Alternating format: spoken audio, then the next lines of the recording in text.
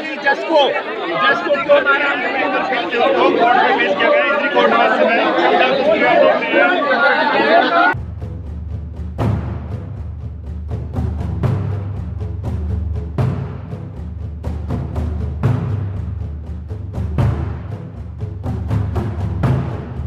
इस पूरे घटनाक्रम में सोशल मीडिया की भूमिका भी काफी विवादास्पद और काफी आक्रामक नजर आ रही है। ऐसा लग रहा है कि सोशल मीडिया एक पार्टी की तरह काम कर रहा है। सोशल मीडिया के कई रिपोर्टर इस तरह से बात कर रहे हैं कि जैसे वह खुद जांच अधिकारी हो। आज जब अंजलि को कोर्ट में पेश किया गया तो बहुत से साथी अंजलि से ही पूछना शुरू कर दिया कि उन्होंने हत्या क्यों की, उन्होंने हत्या क्यों की, और वह अंजलि के पीछे दूर तक भागते रहे।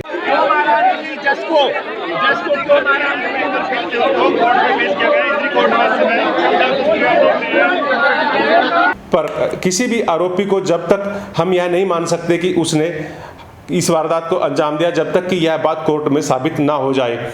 और जबकि पुलिस यह भी बोल रही है कि अंजलि मानसिक रूप से स्वस्थ नहीं है।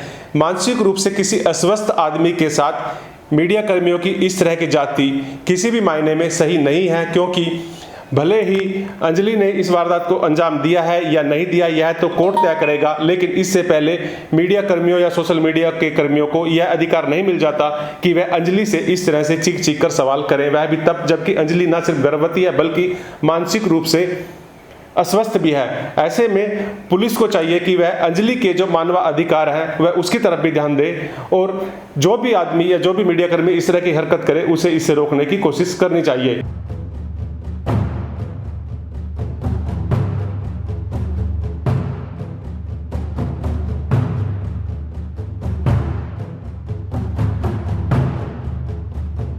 हत्याकांड में आज का दिन काफी महत्वपूर्ण रहा। कम से कम पुलिस के लिहाज से हम इस दिन को काफी महत्वपूर्ण बोल सकते हैं, क्योंकि पुलिस अब हत्या की गुत्थी सुलझाने का लगातार दावा कर रही है। पुलिस ने आज अंजलि को कोर्ट में पेश कर दोबारा से रिमांड पर लिया। वहीं दूसरी ओर देर शाम पुलिस ने राजेश की पत्नी धनवती को भी इस मामले में गिरफ्तार कर लिया है। धनवती और उसकी सास सोरनदे पर आरोप है कि उन्होंने शव को खुर्द-बुर्द करने की कोशिश की।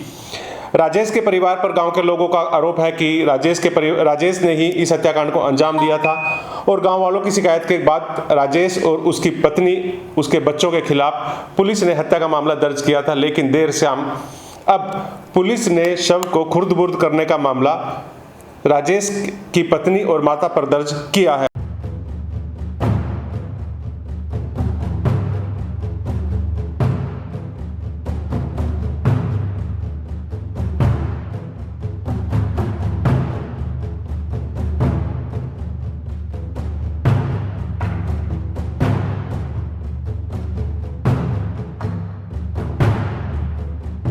इससे अब एक बात स्पष्ट हो गई है कि राजेश की इस हत्याकांड में सीधी सीधी कोई भूमिका नहीं है, क्योंकि अंजलि ने, जैसा कि पुलिस बता रही है या जैसा कि अभी तक पुलिस के सूत्रों के मुताबिक हमें पता चल रहा है कि अंजलि ने जस की हत्या कर शव को राजेश की छत पर डाल दिया था, और जहां राजेश की पत्नी और सास ने शव को देख लिया और उन्होंने बचने के लिए इस शव को वहां से उठाकर एक शेड पर डाल दिया, जहां से शव को बाद में बरामद किया गया।